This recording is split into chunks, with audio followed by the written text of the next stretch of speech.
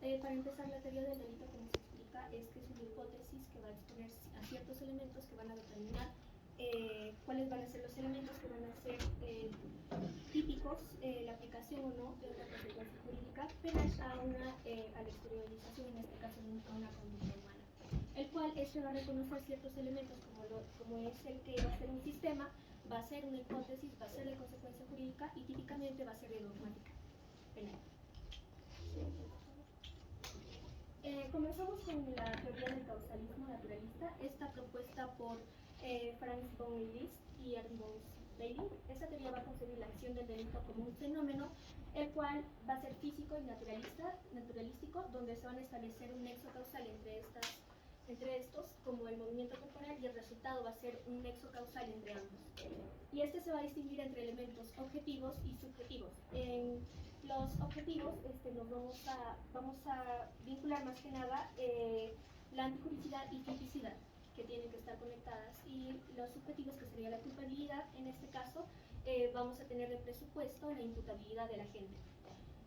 Tenemos también el presupuesto metodológico. En nos vamos a abarcar en el positivismo, el cual era un movimiento cultural que surgió durante el siglo XIX, durante el enfoque de la ciencia penal alemana, el cual va a influir en promover un enfoque más mecanicista que va a criticar, en este caso, el enfoque metafísico, que va a considerar que las leyes de la naturaleza también tienen que regirse en las ciencias sociales. Esto va a incluir al derecho penal también únicamente, y esto va a llevar a un cambio en la concepción del delito, haciendo que se empiecen a analizar más que nada la causalidad y el efecto.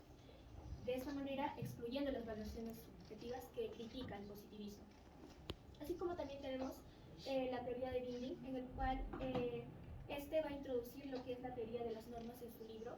Va a enfatizar que el delito no es solamente la transgresión de la ley, sino que esa también tiene que tener un principio más amplio, en el cual se va a infligir en este derecho la paz y el derecho. Su enfoque va a sentar las bases para las definiciones modernas del delito que se tienen hasta ahora.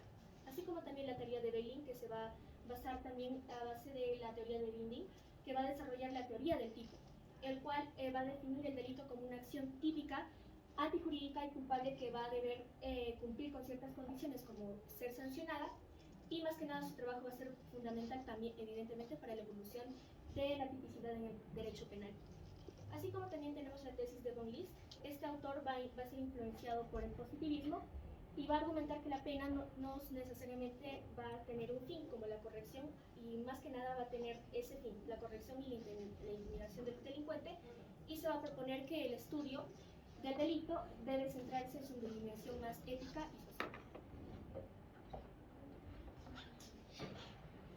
Ahora hablemos de la teoría del causalismo valorativo. Esta teoría es desarrollada por Edmund Mesger y se aleja totalmente del formalismo relacionado con la teoría del causalismo convencional que explicó mi compañera, dado que en esta teoría se aplica una perspectiva más axiológica a la teoría en sí, incluyendo un elemento fundamental que es la voluntad humana. Esta teoría también añade elementos subjetivos y normativos que se ubican en el tipo penal, que nos indican que la acción debe basarse en base a la intención y debe valorizarse en base a ella. De ahí viene su nombre de causalismo valorativo. También nos indica que la antijuridicidad no solo debe tomarse por ser una oposición a la norma, sino por el daño causado a la sociedad. Es este daño el que nos indica cómo debemos graduar el injusto y, según la gravedad de cómo se debe actuar en base a sanciones o a penas. Ahora, la teoría del finalismo. Esta teoría se desarrolla junto a Welzel en los años 30 y tiene una influencia bastante grande de Aristóteles y la psicología del pensamiento.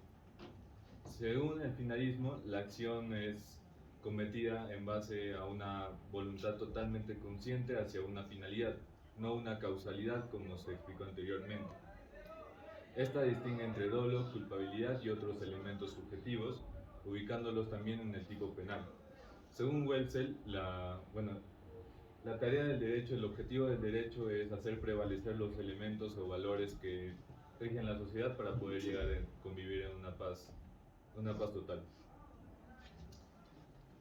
Bueno, antes de empezar, necesitamos poner un contexto sobre cuál ha sido la participación de Roxin y por qué nosotros tenemos la condición o la condicionante de poder desarrollar un estudio de Roxin y su aportación al sistema actual, en función a que Roxin es una persona reconocida.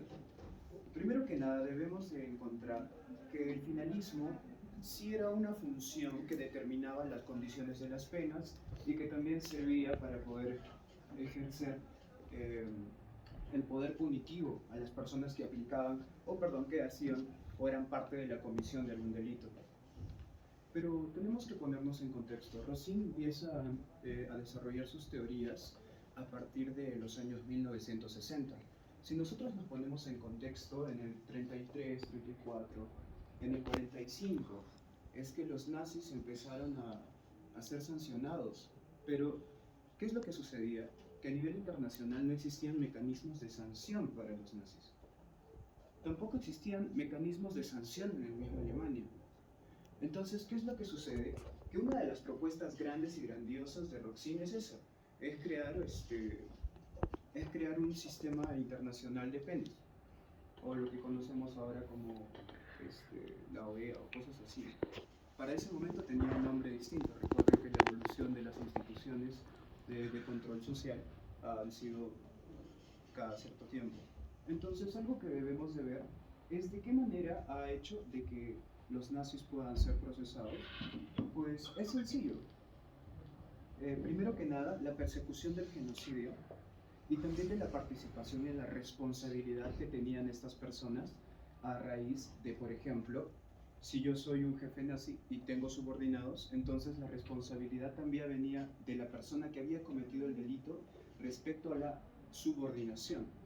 Sin embargo, aquí surge un concepto que es la culpa y la responsabilidad que se le ejerce a estas personas en función a dos teorías que él propone, que es una diferencia que se ejerce entre la teoría de los crímenes de humanidad y los crímenes de genocidio.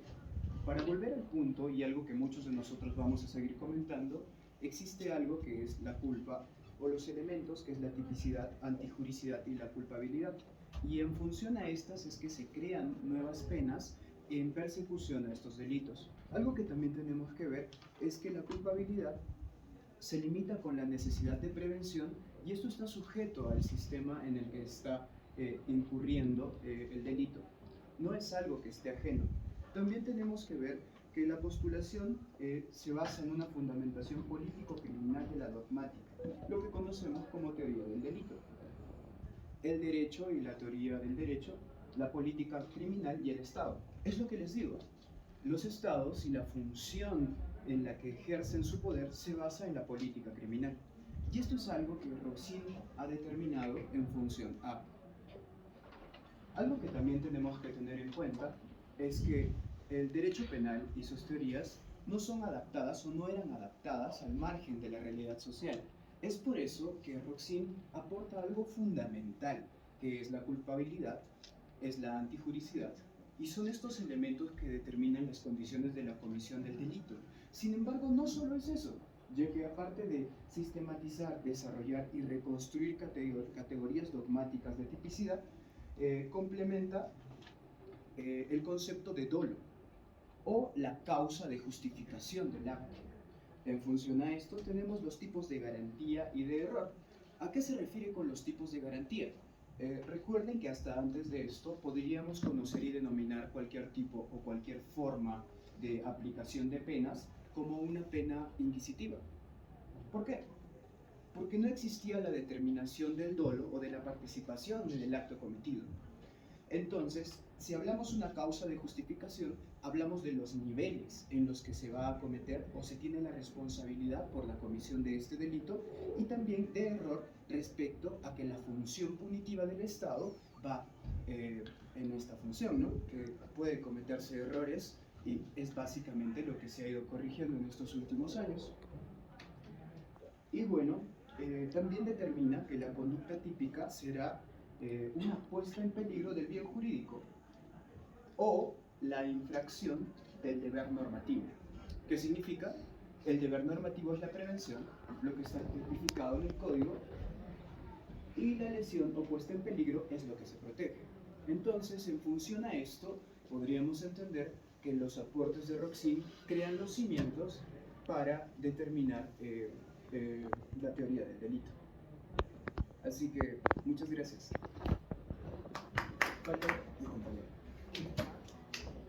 Fernando les hablaré acerca de la teoría del funcionalismo sociológico radical.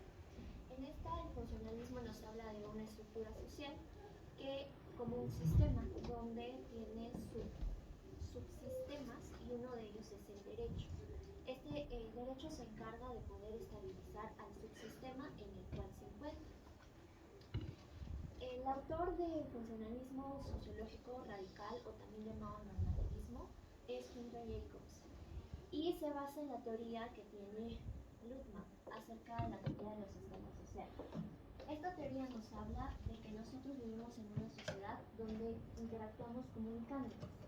Esta comunicación entre nosotros permite coordinar nuestras acciones y crea expectativas el uno del otro. Por eso menciona lo que el otro espera de mí y lo que yo espero del otro.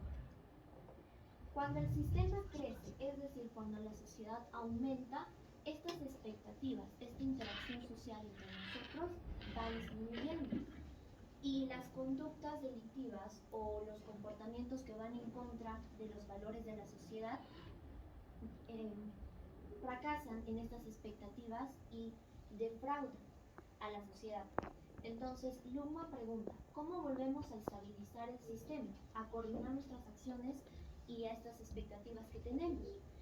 Luhmann en su teoría nos menciona un mecanismo y Jacobs interpreta este mecanismo como la norma penal. Por eso hablábamos de la teoría del funcionalismo como también llamado normativista.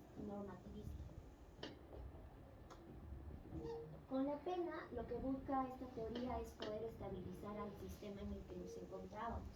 No busca proteger los bienes jurídicos como se menciona como se menciona en la finalidad clásica. Su finalidad es integradora, clásica y también preventiva, porque Jacobs se menciona de que si buscamos esta finalidad de proteger a los bienes jurídicos, solamente estaríamos protegiéndolos cuando exista una lesividad del mismo, pero no buscaríamos una prevención. Por eso, dado que busca recuperar la confianza dentro de la sociedad, sancionando el mal comportamiento que va en contra de los valores. El autor menciona que la sociedad se construye a través de las normas, por lo tanto, el ordenamiento jurídico tiene la misión de proteger a estas normas y por ende a la sociedad, que se apoya en estas normas jurídicas.